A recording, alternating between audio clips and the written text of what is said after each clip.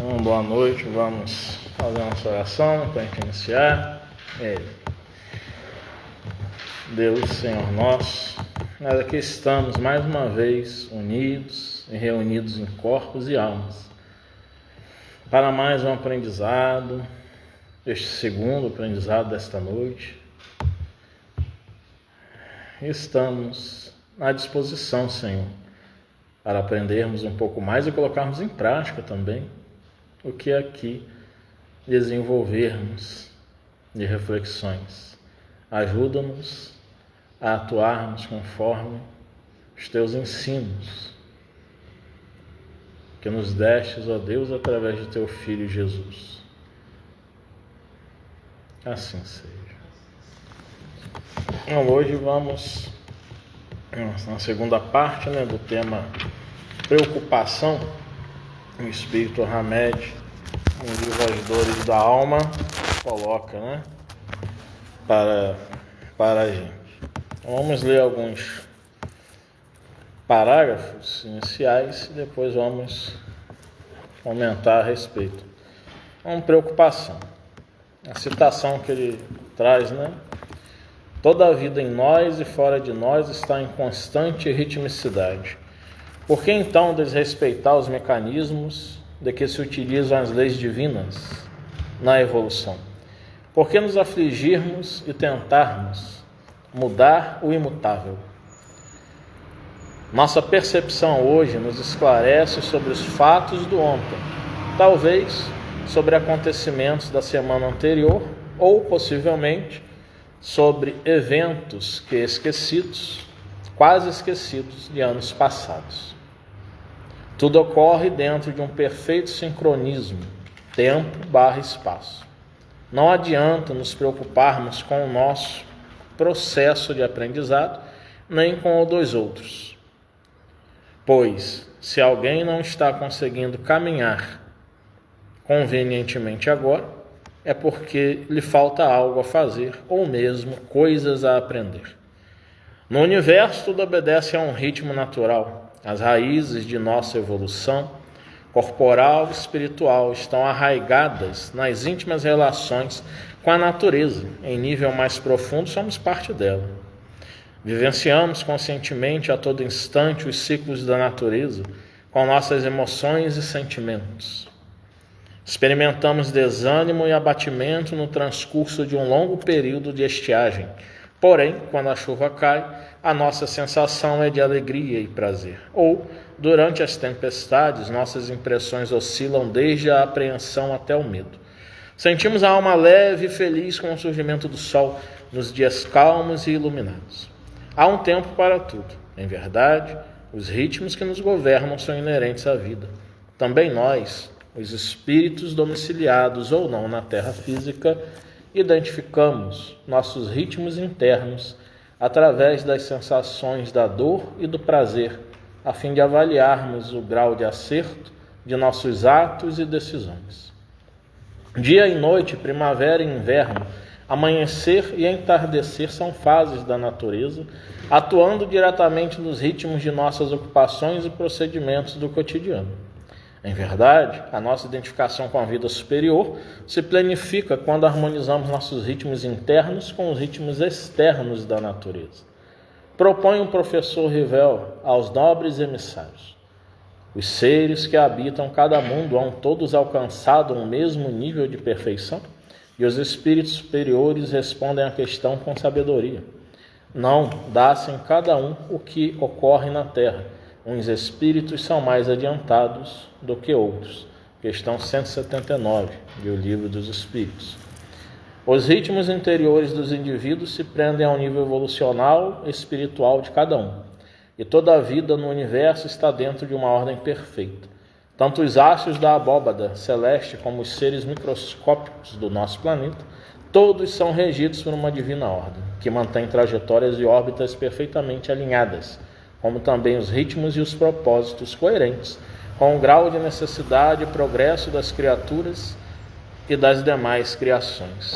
Lemos aqui até o parágrafo 8º, e é bem interessante que logo na citação o Hamed fala da ritmicidade, da vida, que nós estamos, né, dentro de um ritmo, né?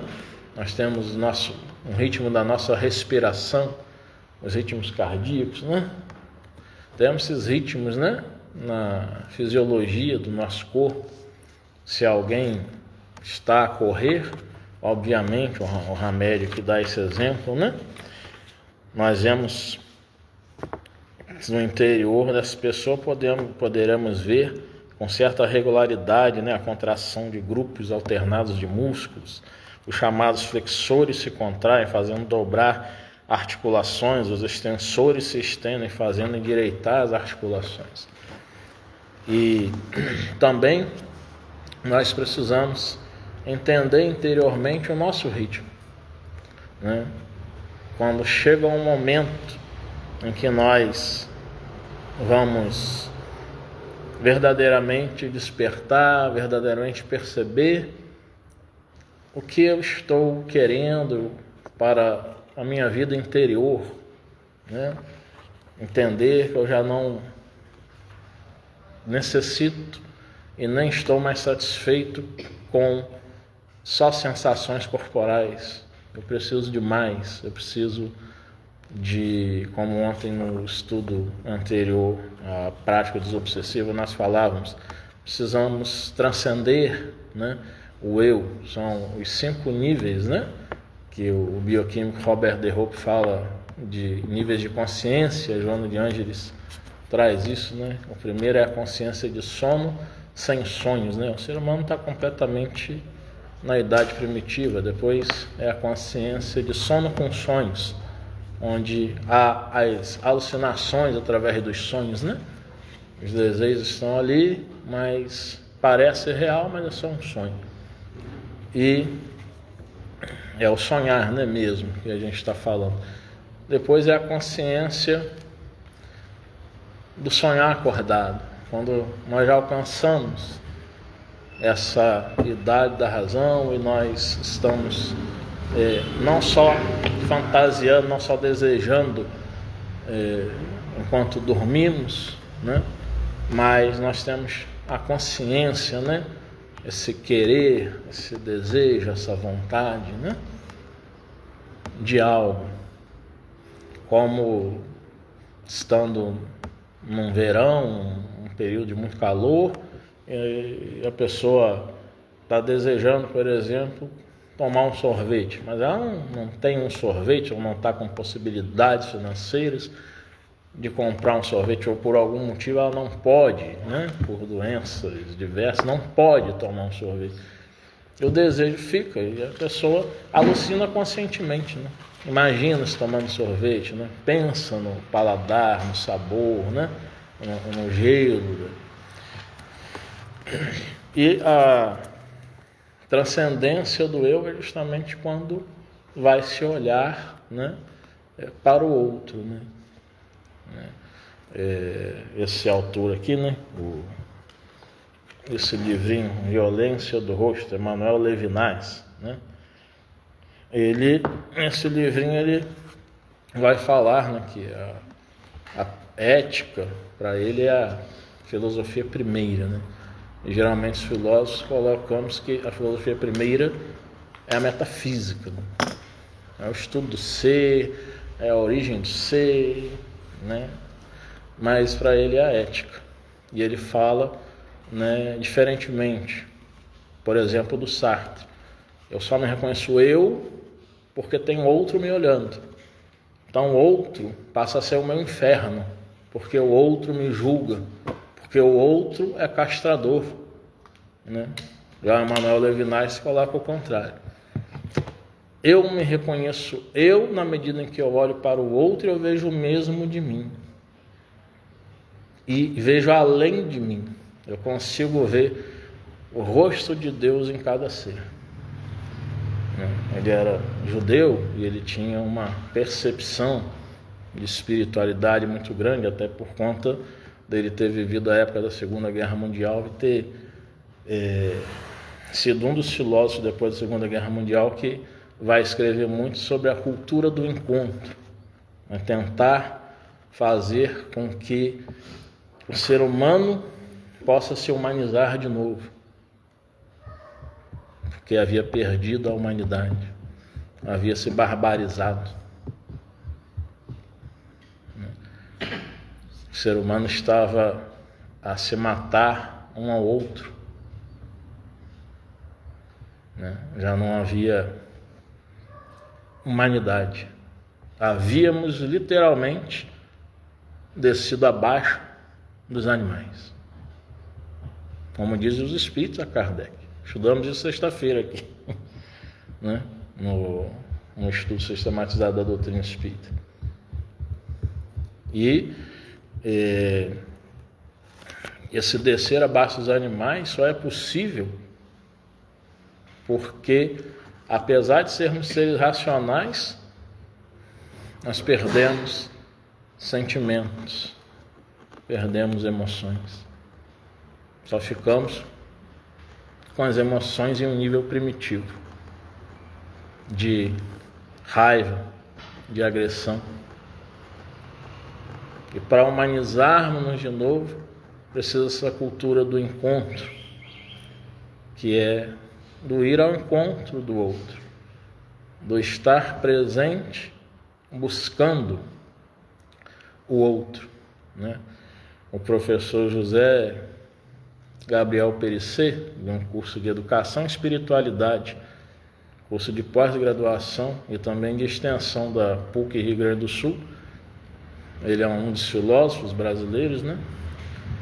E ele colocou no artigo dele pressupostos filosóficos da cultura do encontro, né?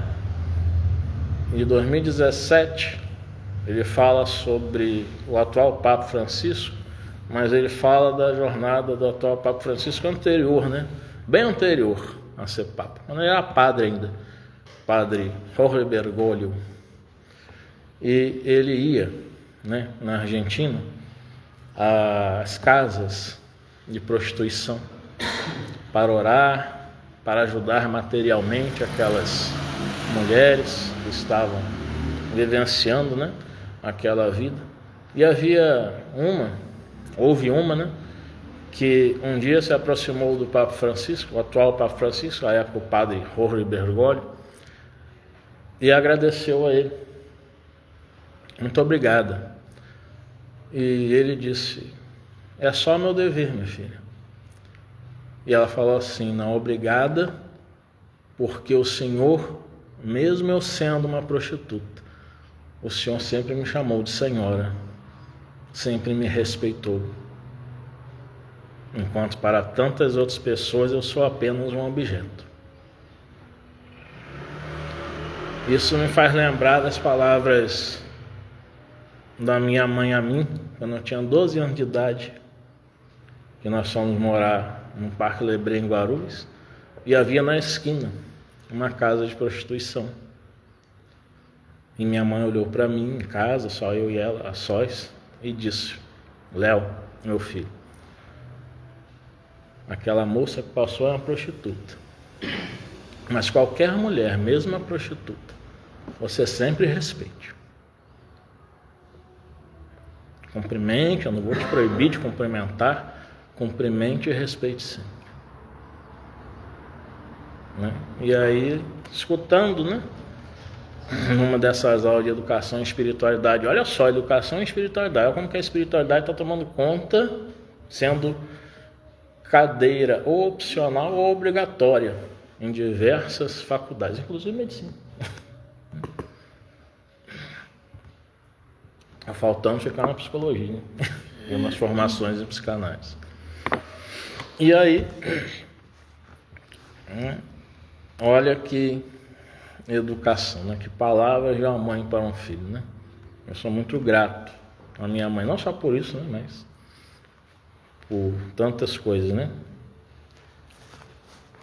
E escutar isso me remeteu, né? Porque é uma realidade que precisa ser vivida, né? Respeitar é olhar a outra pessoa, é não julgá-la, é não condená-la, é buscar ter empatia, né? E tentar estar dentro daquele marco psicológico daquela pessoa, tentando entender que tipo de pensamento é aquele, por quê? O que se passa com aquela pessoa para ter aquele tipo de atitude.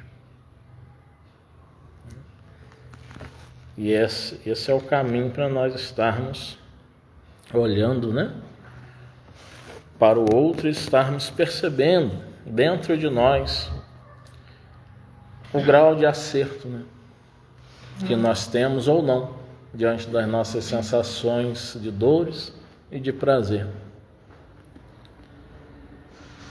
E uma outra reflexão que eu gostaria de deixar aqui é quando o professor Rivail, né, que é o Allan Kardec, ele propõe aos espíritos superiores, né, Hamed chama de nobres emissários, os seres que habitam cada mundo hão todos alcançado o mesmo nível de perfeição? E os espíritos superiores respondem à questão com sabedoria: não, dá-se em cada um o que ocorre na terra. Uns espíritos são mais adiantados que outros. Isso me reportou ao Evangelho do Senhor Jesus, o Evangelho segundo João, no capítulo 14, versículo 2. E na nova tradução, na linguagem de hoje, desse Novo Testamento, geralmente nós espíritas temos as traduções que Jesus fala assim: na casa de meu pai há muitas moradas, né? E fala-se de colônias espirituais, de outros planetas. Nessa nova tradução, na linguagem de hoje, eles fazem uma tradução mais adequada da palavra grega domitia, quando fala, né, na casa de meu pai há muitos quartos. Algumas outras traduções falam: na casa do meu pai há muitas mansões. Ou como eu pesquisei direto do grego, né, e numa tradução livre, mas com fundamento do que eu aprendi de grego, né, na faculdade de teologia, que é o seguinte, vou falar em grego: Entidikiato patros momonepole esin edemi epoaimini porevome etoimasai topon em mim. Que quer dizer, na tradução: na casa do meu pai só há muitos, mas se não eu disse a você, eu estou indo, prepare um lugar para você. Geralmente nas traduções, essa parte aqui do versículo 2 do capítulo 14 do Evangelho segundo João está assim: eu estou indo e vos prepararei o lugar. Aqui é bem diferente: eu estou indo, prepare um lugar para você. Jesus de novo colocando as responsabilidades para nós. Senão é muito fácil: eu estou indo, vou preparar-vos o lugar. E aí seria uma contradição com o que ele dizia àqueles doentes, e na linguagem bíblica, né, pecadores que eu procurava, ele dizia: vai e não peques mais, isto é, vai e não cometa mais erros. Então, assim, eu estou indo, prepare um lugar para você. Quer dizer, como que nós vamos preparar um lugar para nós? Buscando acertar nas nossas atitudes. E aí nós vamos estar com um lugar para nós. Que o planeta Terra é uma dessas moradas, né? Falando em outros planetas. Mas essa morada que é o planeta Terra tem vários quartos, isto é, ela tem vários países. Esses países têm vários estados. Esses estados têm várias cidades. Nós temos diversas classes sociais. Nós temos pessoas nos mais diversos níveis de evolução. Então, qual o nosso lugar e como nós poderíamos, muitas vezes nós perguntamos, né? Uma pessoa é tão boa, uma pessoa é tão ruim, qual o nível de evolução dessa pessoa? Mas penso que a pergunta melhor deveria ser: qual o nível de evolução eu quero para mim? Não é nem qual eu estou. Qual o nível de evolução espiritual eu quero para mim? Será que eu estou exercendo essa cultura do encontro? Será que quando nós estamos muito preocupados com fulano precisa fazer isso, cicrano precisa agir dessa forma, tal pessoa não deveria ter me falado isso? E aí, diz Hamelin, logo no segundo parágrafo, não adianta nos preocuparmos com o nosso processo de aprendizado nem com o dos outros. Pois se alguém não está conseguindo caminhar convenientemente agora, é porque lhe falta algo a fazer, ou mesmo coisas a aprender. Esse algo a fazer pode ser experiências a passar. Coisas a aprender vêm dessas mesmas experiências.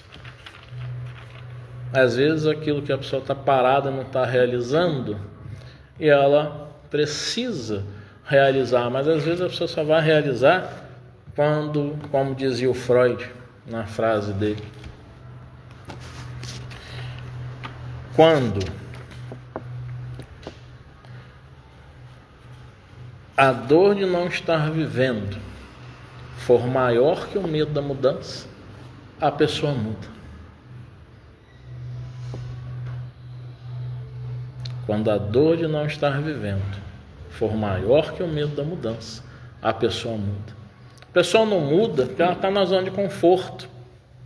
Ela não faz essa cultura do encontro, ela não busca fazer algo diferente, não busca ir ao encontro do outro, né? E olha só a palavra encontro. Tem a preposição contra nela, né?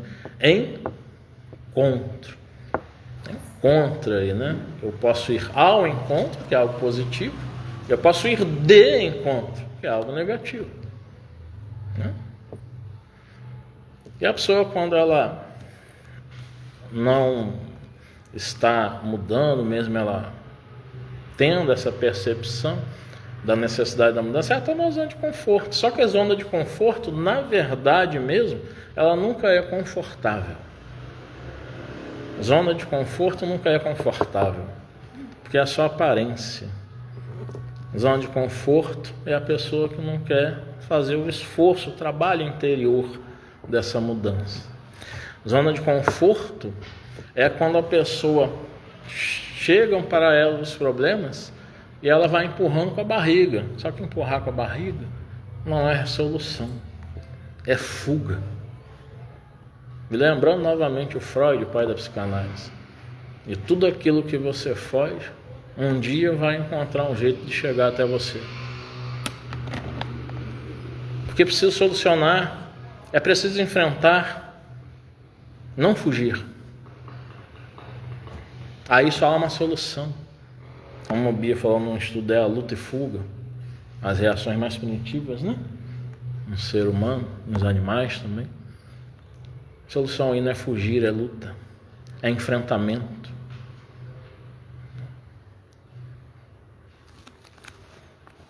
Então, quando nós não nos preocuparmos em sermos além do que somos, de maneira, né, de que eu tenho que me santificar, me espiritualizar agora de qualquer jeito, ou que eu tenho que fazer com que fulano, né, seja meu amigo, meu irmão, minha irmã, meu tio, meu avô, minha avó, meu neto, meu filho, né, meu pai, minha mãe, tem que entender isso, tem que mudar e tem que... Quando a gente não faz isso, nós estamos entendendo esse ritmo do universo. E Deus é a própria eternidade. Não há pressa em Deus. E Deus não precisa que nós nos modifiquemos. Nós precisamos de nos modificarmos para termos as nossas experiências com Deus. Deus é tudo. Ele de nada precisa. Mas para nós estarmos no caminho, rumando ao encontro de Deus, nós precisamos trabalhar interiormente. Nós precisamos realizar essa cultura do encontro, essa ordem, né? Que o universo é divina ordem, né? O universo não é caótico. E ordem é nos mantermos em harmonia com nós mesmos. Como nos mantemos em harmonia com nós mesmos? Realizando os nossos deveres e assim mantendo a nossa consciência tranquila. Sim, nós temos direitos, mas para termos direito aos direitos, precisamos cumprir os deveres. E finalizando, o Hamed diz assim: toda a vida em nós e fora de nós está em constante ritmicidade. Por que então desrespeitar os mecanismos de que se utilizam as leis divinas na evolução? Por que nos afligirmos e tentarmos mudar o imutável? Como é importante caminhar, passo a passo, passo após passo, acompanhando nosso próprio compasso existencial e percebendo a hora propícia de mudança, que essa hora não precise para nós ser uma hora como que agonizante. Chegar nessa etapa que o Freud diz, né? Quando o medo, quando a dor de não estar vivendo for maior que o medo da mudança, a pessoa muda. A gente não precisa chegar nesse extremo desesperador de uma crise existencial, de uma angústia existencial. Mas que nós possamos captar que a hora pode ser agora, no momento que estamos fazendo essas reflexões.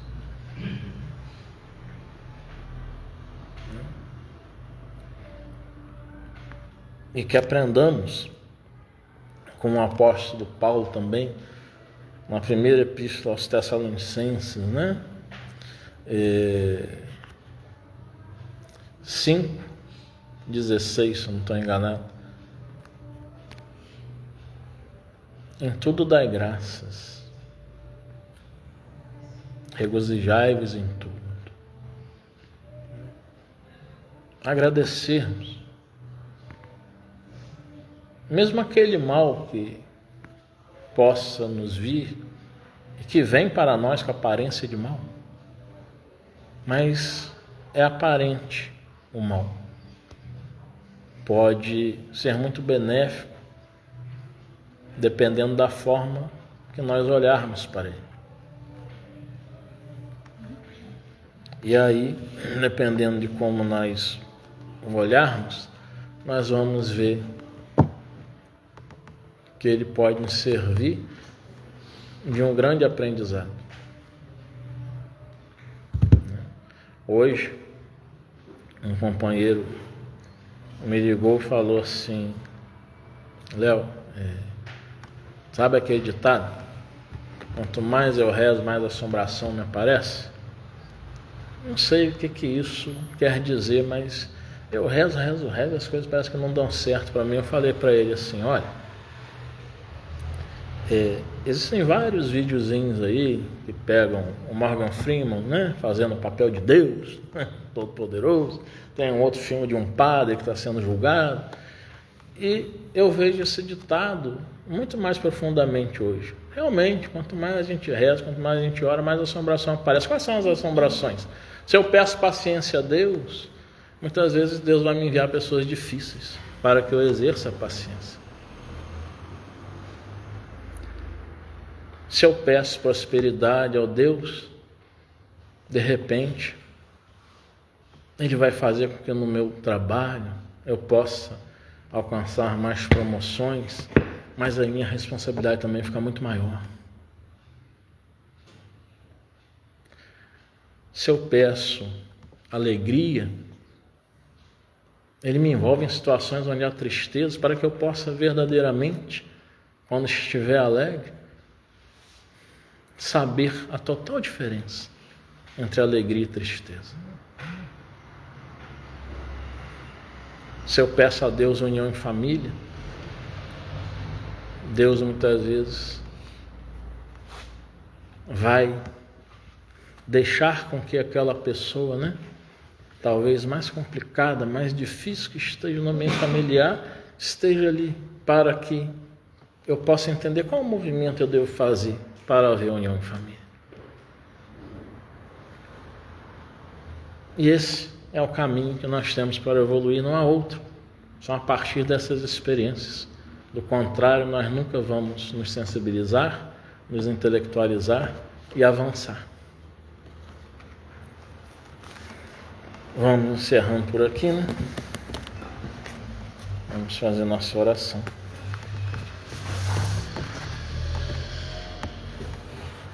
Senhor Jesus, nós te agradecemos por mais essa reflexão na noite de hoje.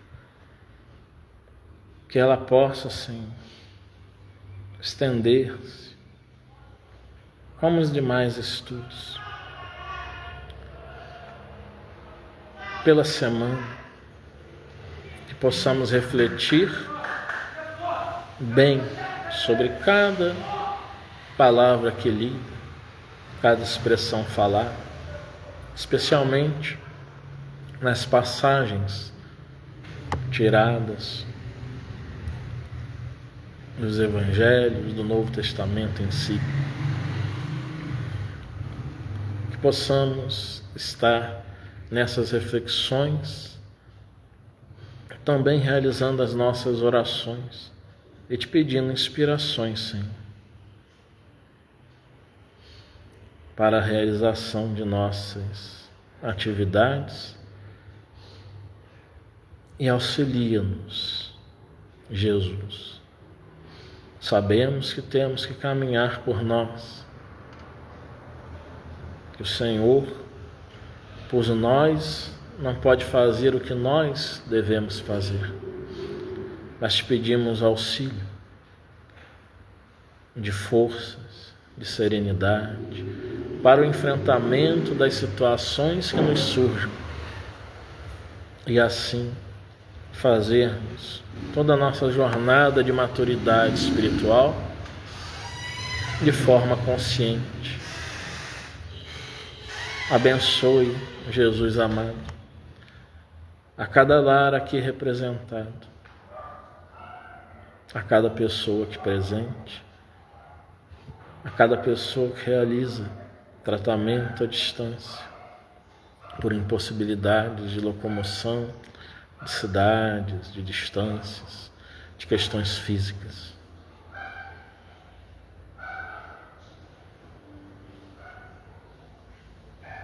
E nessa primeira parte de nossa reunião, as tuas bênçãos sejam sentidas por nós. Assim seja. Boa noite aqui, quem acompanha online, Lúcia Manhães, Lucéia, Denise Pinho e demais, que eu não vi aqui.